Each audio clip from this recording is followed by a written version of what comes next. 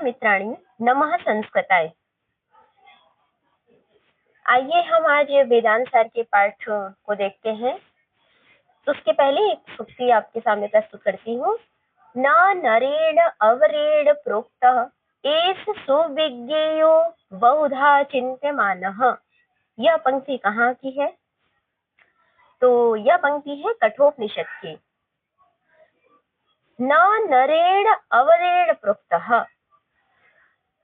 अल्पज्ञ मनुष्य के द्वारा बतलाए जाने पर या उनके द्वारा उनके अनुसार बहुत प्रकार से चिंतन किए जाने पर भी यह आत्म तत्व सहज ही समझ में आ जाए ऐसा नहीं है। अस्तु, आगे चलते हैं।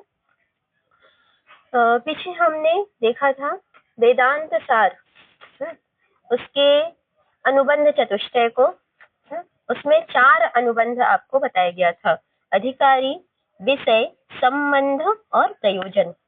तो आज सबसे पहले अधिकारी को देखते हैं। अधिकारी का लक्षण क्या है?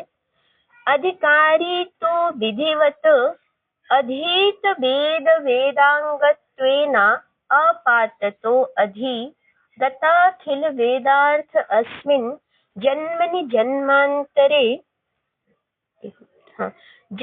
जन्मांतरे व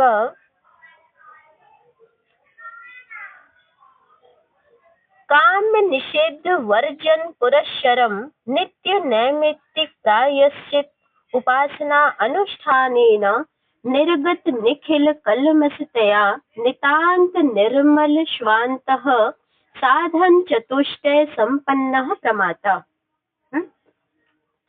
अब हम इसको देखते हैं। कह रहे हैं अधिकारी तो विधिवत अधीत वेद वेदांगत्वेन। देखिए, अधिकारी कौन है? अधिकारी वही है जिसने विधिवत अच्छी प्रकार से क्या अधीत वेद वेदांग, अधीत मतलब अध्ययन कर लिया है। किसका? वेद और वेदांगों का विधि पूर्वक अच्छी प्रकार से संपन्न कर लिया। चारों वेद, ऋग्वेद, यजुर्वेद और सामवेद, अथर्ववेद। और वेदांग 6 है: व्याकरण, शिक्षा, कल्प, नरोक्त, छंद और ज्योतिष। इन विषयों का, वेद और वेदांगों का अच्छी प्रकार से अध्ययन करके उसके बाद अध्ययन कर लिया, आपाततः अधिगत अखिल वेदार्थ, और उसके संपूर्ण अभिप्राय को बहुत अच्छी प्रकार से जान लिया है। उसके बाद आपाततो अधिगत अखिल वेदार्थो अस्मिन्, मतलब उसके संपूर्ण विषय को, अभिप्राय को, जो वेद और वेदांग जो कहना चाहते हैं उनके विषयों को थोड़ा बहुत या संपूर्ण अध्ययन करके वह उसने अभिप्राय को अच्छी प्रकार से समझ लिया है। कौन? वह अधिकारी जो वेदांत पढ़ना चाहते हैं, उसकी अधिकारिता बता रहे कि वह अधिकारी कौन होगा। जैसे हम कोई एग्जाम अप्लाई करते हैं, एग्जाम के लिए फॉर्म फिल करते हैं, तो उसके लिए अधिकारी योग्यता मांगी जाती है कि आप एमए पास हो, नेट हो, जेआरएफ हो, वगैरह वगैरह। तो उसी प्रकार से कह रहे वेदांत पढ़ने का अधिकारी वही है जिसने विधिवत अच्छी प्रकार से अधीत ज्ञान प्राप्त कर लिया है वेद और वेदांग का, आपाततः अधिगत अखिल वेदार्थ। उसने संपूर्ण वेद वेदांगों का विधि पूर्वक अध्ययन करके उसके अभिप्राय को अच्छी प्रकार से अधीत कर लिया, मतलब जान लिया है। उसके बाद अस्मिन् जन्मनि जन्मांतरे वा, ये बात बहुत अच्छी है। या वह इस जन्म में, अस्मिन् इस जन्म में, या जन्मांतरे वा या किसी अन्य जन्म में। इस जन्म में अगर उसे समय मिल गया, उसने पढ़ लिया, और अगर मान लो इस जन्म में उसने नहीं पढ़ पाया तो जन्मांतरे किसी दूसरे, मतलब अन्य, जैसे कहते हैं ना कि मनुष्य के कई जन्म होते हैं, तो इस जन्म में पढ़ लिया तो अच्छी बात है। अथवा पूर्व जन्म में जन्मांतरे वा काम्य निषिद्ध वर्जन पुरस्सरम। काम्य निषिद्ध वर्जन पुरस्सरम। काम्य और जो काम्य कर्म मतलब जो कामना मतलब काम्य कर्म है, और निषिद्ध जो निषेध जो शास्त्रों में बताए गए हैं कि ऐसे कर्म को नहीं करना चाहिए, निषेध किए गए कर्मों को वर्जन माने छोड़कर पुरस्सरम उसके साथ साथ नित्य नैमित्तिक प्रायश्चित और उपासना अनुष्ठानेन। काम्य और निषिद्ध कर्मों को तो वर्जन कर दे, छोड़ दे, त्याग दे, उसके साथ ही साथ क्या करे, यहाँ देखिए नित्य, यहाँ एक रह गया, नित्य और नैमित्तिक प्रायश्चित उपासना।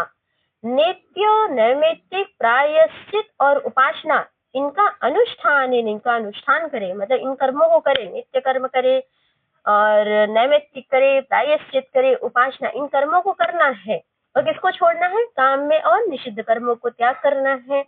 निर्गत निखिल कलमशतया, उसके जो कलमश है, कलमश माने पाप, संपूर्ण पाप को उसको निर्गत, अखिल माने संपूर्ण, कलमश माने पाप, निर्गत हो जाएंगे, उसके संपूर्ण पाप नष्ट हो जाएंगे, दूर हो जाएंगे, मुक्त हो जाएगा पापों से। फिर नितांत निर्मल स्वांत साधन चतुष्टय संपन्न प्रमाता। फिर नितांत अत्यधिक निर्मल स्वांत अंतःकरण वाला होकर वह साधन चतुष्टय से संपन्न होकर वह प्रमाता क्या होता है? अधिकारी होता है। मतलब यहाँ पर कहने का भाव यह है, मूल चीज आपको पकड़नी। देखिए यहाँ से परीक्षा में प्रश्न खूब पूछे जाते हैं, किन कर्मों को करनी है, तो 4 कर्म बताए हैं करनी है। कौन कौन से? एक नित्य कर्म, दूसरा नैमित्तिक, तीसरा प्रायश्चित और चौथा उपासना। किन कर्मों को त्याग करना है? काम्य कर्म और निषिद्ध कर्म, जो शास्त्रों में बताए गए हैं कि ये निषेध है इनका, ये कर्म नहीं करने चाहिए। अभी कौन कौन से हैं वो आगे भी इसका विस्तार से उल्लेख किया जाएगा। ऐसा व्यक्ति जिसने वेद और वेदांगों का विधि पूर्वक अध्ययन कर लिया, वही व्यक्ति वेदांत सार पढ़ने का अधिकारी है। तो इससे हम यह अनुभव या ऐसा प्रतीत होता है कि हो सकता है हम सब इस जन्म में तो नहीं पढ़ पाए वेद वेदांग, हो सकता है पूर्व जन्म में हमने पढ़ा हो, इसलिए हमें इस जन्म में वेदांत सार पढ़ने का मौका मिला। तो एक कहावत है ना, बचने का दरिद्रता, अच्छी बात बोलने में कैसी संकोच। तो ऐसा भाव हम मन में रख सकते हैं कि हम सब भी वेदांत सार पढ़ने के अधिकारी हैं। अधिकारी तो वस्तुतः वह जिज्ञासु या प्रमाता है जिसने वेद वेदांगों का विधि पूर्वक अध्ययन करके संपूर्ण वेदों के अभिप्राय को भली प्रकार जान लिया है।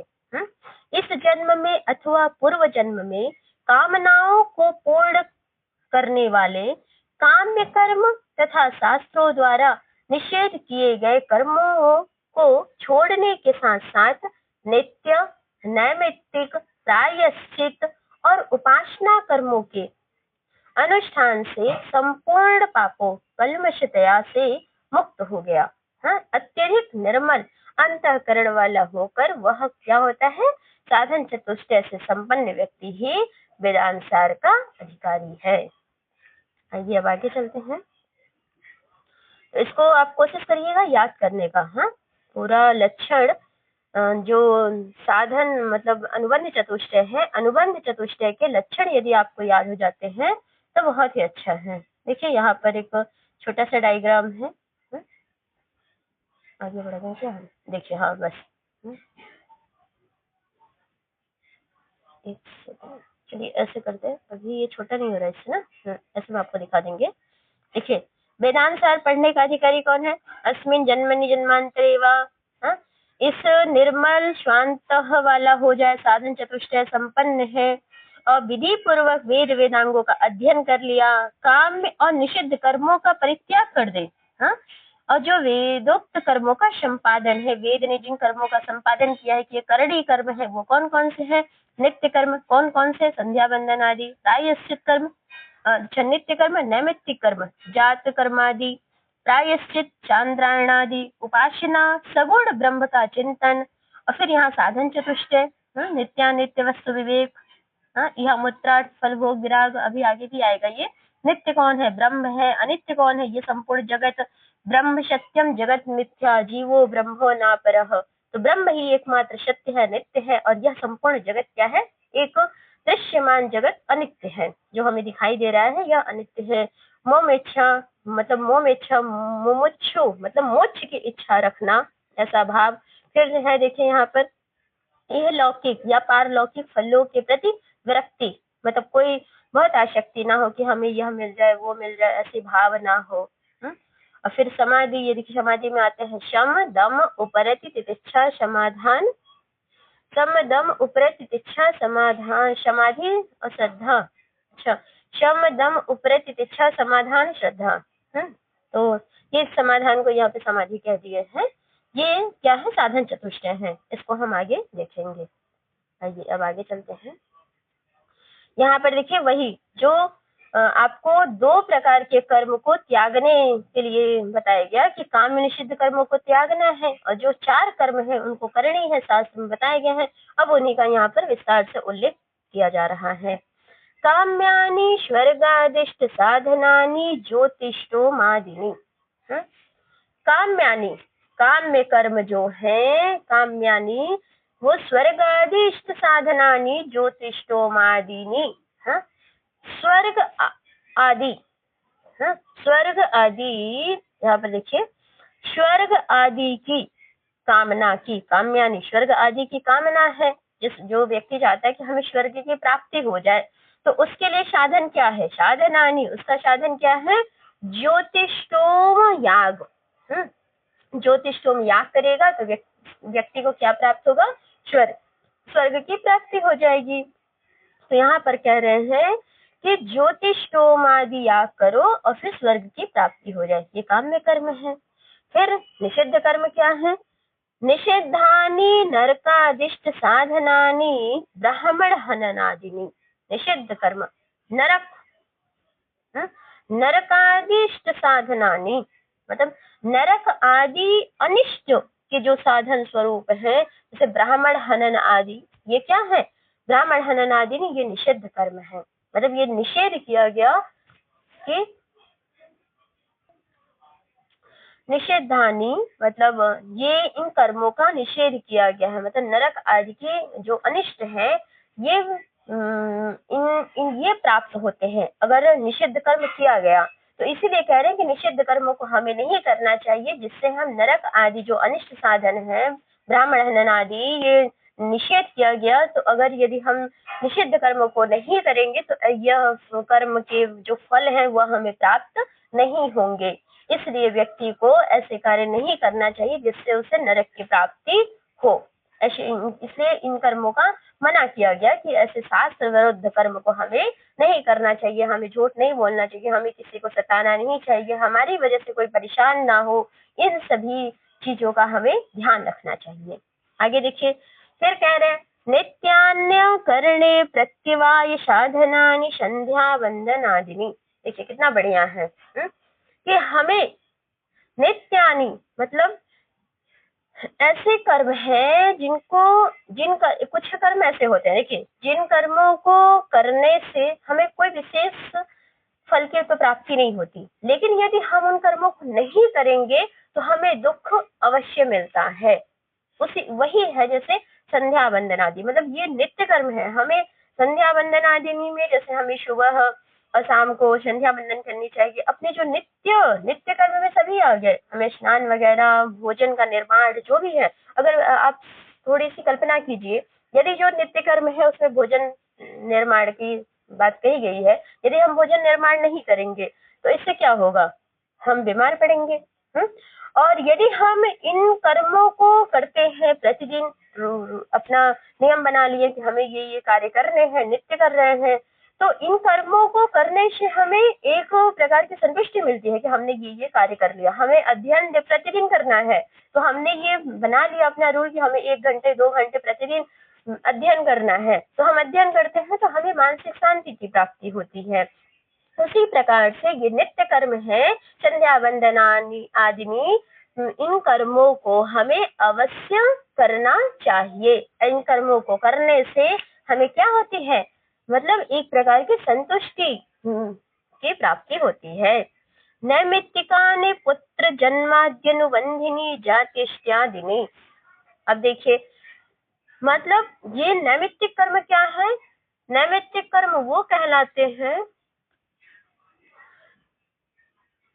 नैमित्तिकानि पुत्र जन्माद्यनुबंधिनी।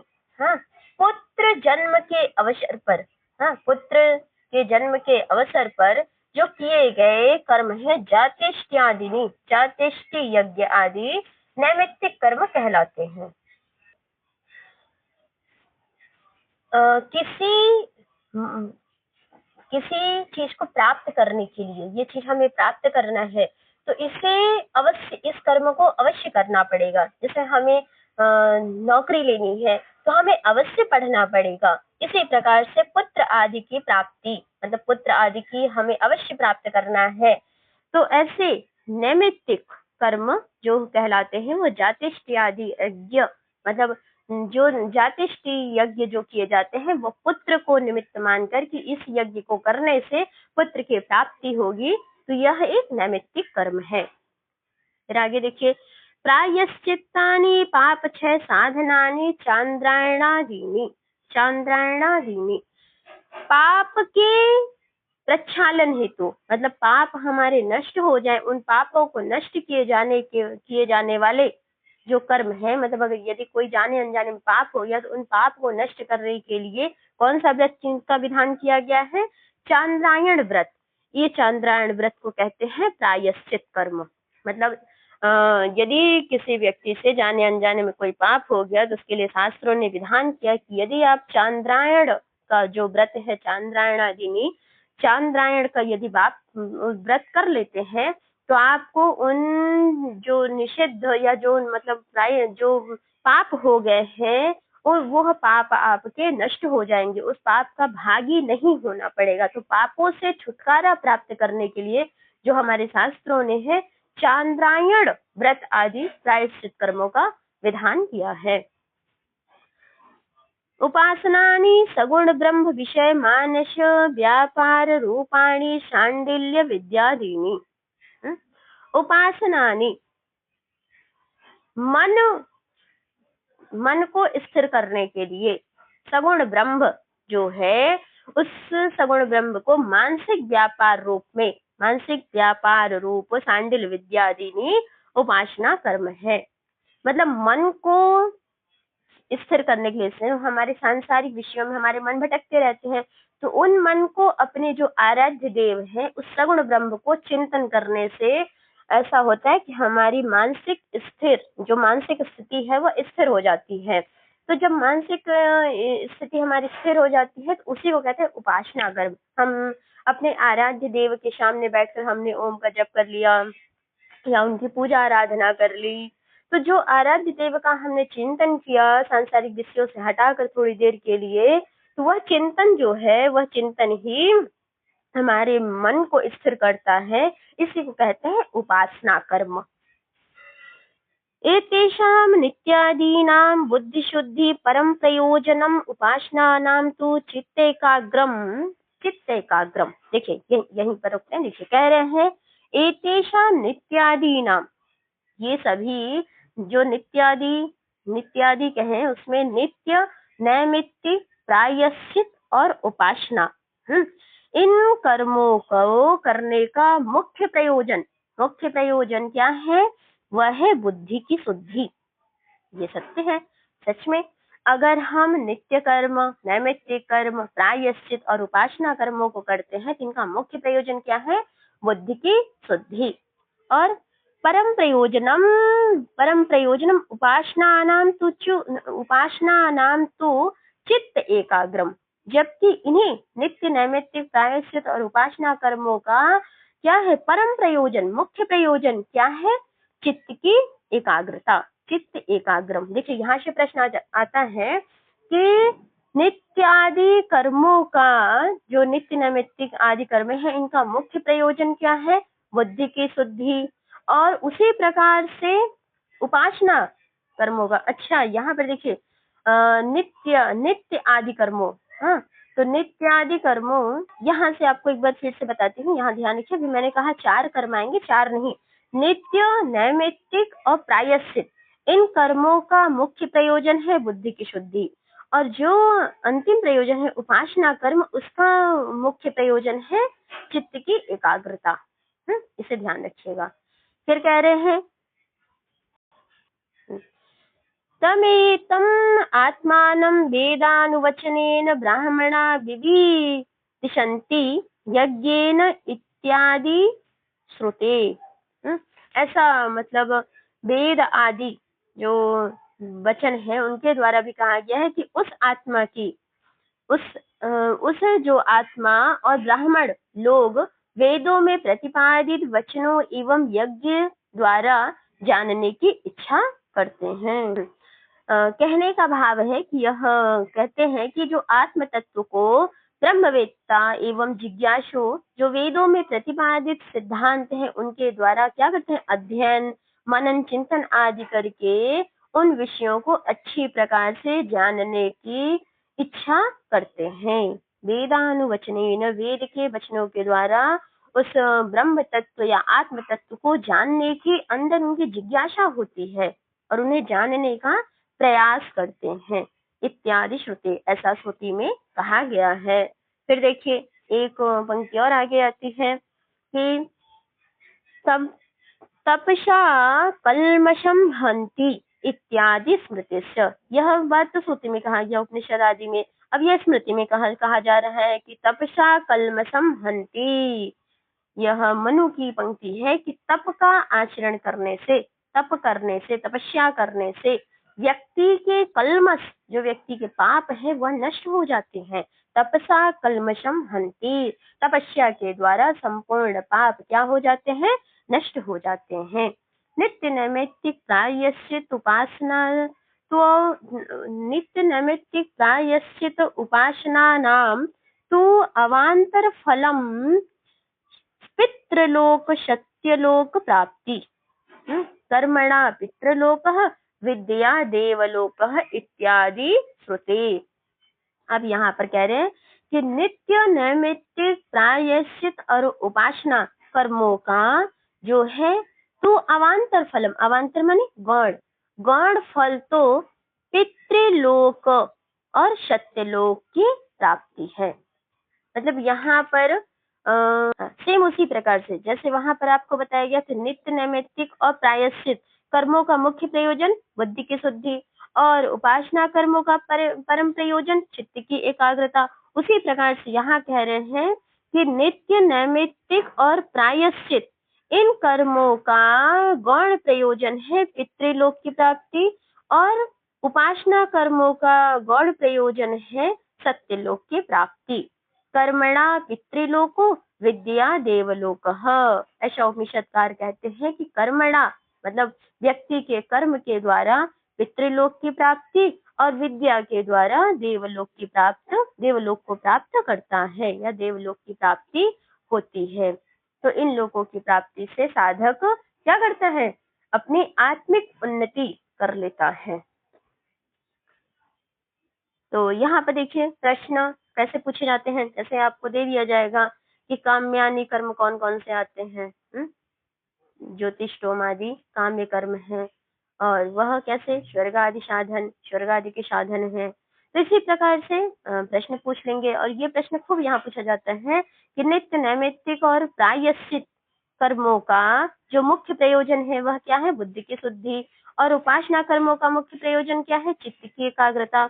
उसी प्रकार से नित्य नैमित्तिक प्रायश्चित कर्मों का गौण प्रयोजन क्या है, पितृलोक की प्राप्ति, और उपासना कर्मों का गौण प्रयोजन क्या है, सत्यलोक की प्राप्ति। यह ध्यान रखिएगा, प्रश्न यहाँ से पूछे जाते हैं।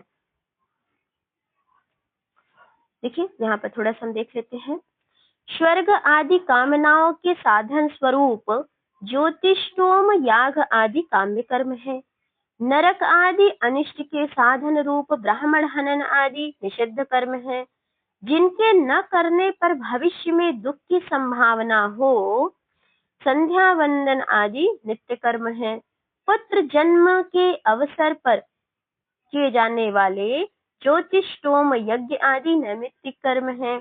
पाप के प्रक्षालन हेतु किए जाने वाले चांद्रायण व्रत आदि प्रायश्चित कर्म हैं। इसी प्रकार से मन की वृत्ति को स्थिर करने वाले सगुण ब्रह्म विषयक मानसिक व्यापार रूप सांडिल्य विद्या आदि उपासना कर्म हैं। और इन कर्मों में नित्य आदि कर्मों के अनुष्ठान का मुख्य प्रयोजन बुद्धि की शुद्धि, देखिए वही आ गया। और जबकि उपासना कर्मों का परम प्रयोजन चित्त की एकाग्रता, चित्त को एकाग्र करना, और वह उस जो आत्मा या ब्रह्म ब्राह्मण लोग वेदों में प्रतिपादित वचनों एवं यज्ञ द्वारा जानने की इच्छा करते हैं, उसी आत्म तत्व को, ऐसा श्रुति वचन है। और तप के द्वारा पाप को विनष्ट करता है, तप के द्वारा पाप नष्ट होते हैं, ऐसा स्मृति में कहा गया है। नित्य नैमित्तिक प्रायश्चित, इन कर्मों का गौण प्रयोजन पितृलोक की और उपासना कर्मों का गौण प्रयोजन सत्यलोक की प्राप्ति है। कर्म के द्वारा पितृलोक और विद्या के द्वारा सत्यलोक की प्राप्ति होती है।